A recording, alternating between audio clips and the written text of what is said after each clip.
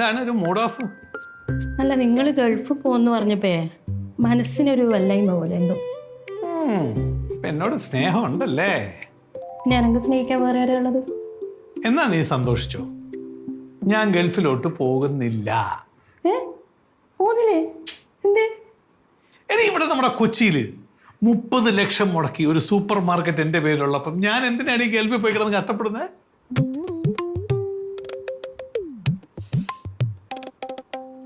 എന്തുവാ നീ മണപ്പിച്ചു നോക്കുന്നത്?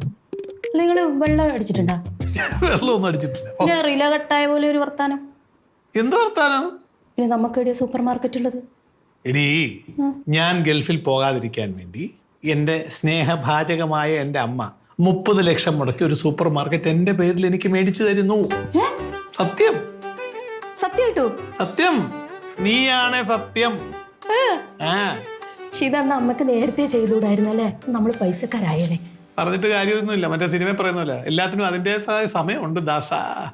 പ്രകാശേട്ടാ, എനിക്കൊരാഗ്രഹം ഉണ്ടായിരുന്നു. എന്താ അത്? സൂപ്പർ മാർക്കറ്റിന് നിന്റെ പേരിടണമെന്നാ? അല്ല, അത് നിങ്ങൾ അങ്ങനെ ചെയ്യത്തുള്ളൂ എന്ന് എനിക്കറിയാം. പക്ഷെ അതല്ല എൻ്റെ ആഗ്രഹം. അടുത്ത കൊല്ലത്തെ ഓണാവുമ്പോഴേക്കുണ്ടല്ലോ നമ്മൾ കോടീശ്വരന്മാരാവണം. അയ്യേ, എന്താ നിസാരമായ ആഗ്രഹമല്ലേ? നമ്മൾ അടുത്ത ഓണത്തിന് കോടീശ്വരന്മാരല്ല, ശതകോടീശ്വരന്മാരാവും. എന്നിട്ട് വേണേ ഈ ചിട്ടിയും പട്ടിയെല്ലാം നിർത്തിയിട്ട് നമ്മുടെ ആ സൂപ്പർ മാർക്കറ്റിന്റെ മുമ്പിലൊന്നിങ്ങനെ ഞെളിഞ്ഞു നിൽക്കാൻ. മുതലാളിയായിട്ട് അതെ അതെ, അടിച്ചു പൊളിക്കാം നമുക്ക്. ഇപ്പൊ നമുക്ക് പോയിട്ടേ ഓണം ഒന്ന് ഉഷാറാക്കാം. പക്ഷെ ഞാൻ വിചാരിച്ച ഇനിയത്തെ ഓണത്തിനും നിങ്ങൾ എൻ്റെ കൂടെ ഉണ്ടാവത്തില്ല. അങ്ങനെയൊന്നും വിചാരിക്കണ്ടടി, നമ്മുടെ അവസാനം വരെ നമ്മൾ ഒരുമിച്ചുണ്ടാവും. ഓ, ഈ അമ്മ എവിടെ പോയി കിടക്കണത്? എവിടെ പോയാലും ലേറ്റായിട്ട് നിൽക്കൂലു. നീയാ എവിടെ പോണ്? ഞാനെവിടെ പോയാൽ നിനക്കെന്താ? എന്താടി നല്ലൊരു ദിവസമായിട്ട് ഇപ്പൊ തന്നെ ഉടക്കുവാണോ നീ? ഓണം ഷോപ്പിങ്ങിന് പോവാ. ഓണം ഷോപ്പിങ്ങിന് പോണോ? അപ്പൊ എങ്ങനെ എനിക്ക് ഓണക്കോടി ഒന്നും മേടിച്ചു തരുന്നില്ലേ? ഞാൻ നിനക്ക് ഓണക്കോടി മേടിച്ചറിഞ്ഞേ? ഇതല്ല എന്റെ പണി. എടി, ഞാനൊന്നുമില്ലല്ലോ, നിന്റെ ചേട്ടന്റെ ബിസിനസ് പാർട്ട്ണർ അല്ലേ? നീ എന്റെ ചേട്ടന്റെ ബിസിനസ് പാർട്ട്ണർ അല്ലേ? അതെ. എന്റെ അല്ലല്ലോ. ഒരു കാര്യം ചെയ്യ്, നീ വേണമെങ്കിൽ ഞങ്ങളുടെ കൂട്ടത്തില് ബിസിനസ് പാർട്ട്ണർ ആയിക്കോ. എന്റെ അമ്മ കാശ് മുടക്കണ സൂപ്പർ മാർക്കറ്റ് പ്രോജക്റ്റിലേക്കേ പാർട്ട്ണർ ആവാൻ നിന്റെ ശുപാർശ വേണ്ട. പൈസ മുടക്കണം നിന്റെ അമ്മയായിരിക്കും, പക്ഷെ പ്രകാശ് ഞാൻ പറയണതേ കേൾക്കുള്ളൂ. എന്റെ വാക്കിനാണ് അവിടെ വില. വില കാണാം നമുക്ക്. ഒന്നും കാണാനില്ല, ഞാൻ പറയണതേ നിന്റെ ചേട്ടൻ കേൾക്കുള്ളൂ. അല്ലെങ്കിൽ നിന്റെ ചേട്ടന്റെ ഫീസ് വരാനുള്ള സംഭവമേ എന്റെ കയ്യിലുണ്ട്.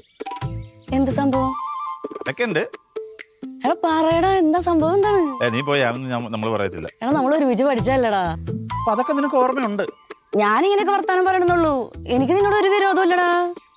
എന്താ സംഭവം? എന്താ അത് ഞാൻ പറയല, അത് പറഞ്ഞാൽ ശരിയാവില്ല. അല്ല, നമുക്ക് നമ്മൾ എന്തെങ്കിലും അഭിപ്രായ വ്യത്യാസം ഉണ്ടെന്ന് പറഞ്ഞിട്ട് എടാ നിന്നോട് പ്രത്യേക തരം ബന്ധമല്ലടാ എനിക്ക്. നിനക്ക് എന്നോട് എന്തും പറയാം, എനിക്ക് നിന്നോട് എന്തും പറയാം അല്ലേ? അല്ലെങ്കിൽ വേണ്ട, നിനക്ക് ഇഷ്ടമല്ലേ നീ പറയണ്ട, കുഴപ്പമില്ല, വിട്ടേ വിട്ടേ, ഒന്നുമില്ല. ഞാൻ പറയാം. വേണ്ട വേണ്ട, പറയണ്ട. ഇല്ല സരിത, ഞാൻ പറയാം. എന്നെ വിശ്വാസമില്ല, നീ പറയണ്ട. അയ്യോ സരിത, പറയണ്ട. എടി എന്താ നീ അങ്ങനെയൊക്കെ പറയണ? വിശ്വാസം ഉണ്ട്, ഞാൻ പറയാം. വേണ്ട, ഞാൻ പറയാം സരിതേ. എന്നാ പറ. ഈ ഗൾഫിൽ പോകുന്ന കാര്യം പറഞ്ഞില്ലേ, മറ്റേ ആടിനെ മേക്കാൻ വേണ്ടി പോകുന്നു, വിസ വന്ന കാര്യം പറഞ്ഞില്ലേ, അതുള്ള സംഭവം അല്ല അത്. അത് അടിച്ചിറക്കിയതാണ്. എന്തിന്? സൂപ്പർ മാർക്കറ്റ് മേടിക്കാൻ വേണ്ടിയുള്ള പൈസക്ക് വേണ്ടിട്ടേ നിന്റെ അമ്മ ഇമോഷണലി വീഴ്ത്താൻ വേണ്ടിയുള്ള ഒരു പ്ലാൻ ആയിരുന്നു അത്. പ്ലാനാ? ആ, പ്ലാനായിരുന്നേ. അമ്പട ബുദ്ധിമാനെ.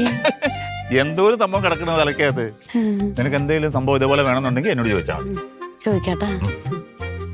അപ്പൊ സൂപ്പർ മാർക്കറ്റിന്റെ ഓണർ ചേട്ടനാണെങ്കിലും തീരുമാനങ്ങളൊക്കെ എടുക്കണത് നീ ആയിരിക്കും. കറക്റ്റ്.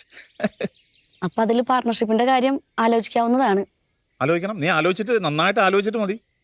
നീ ഇവിടെ തന്നെ ഉണ്ടാവില്ലേ? ഞാൻ എവിടെ പോവാൻ? എന്നാ ശരി, ആലോചിച്ചിട്ട് വരെ. പോട്ടേട്ടാ. ടാറ്റ. അയ്യോ, വേറും മണ്ടി, ഒരു ബലവും ഒരു ബോധവും ഇല്ല.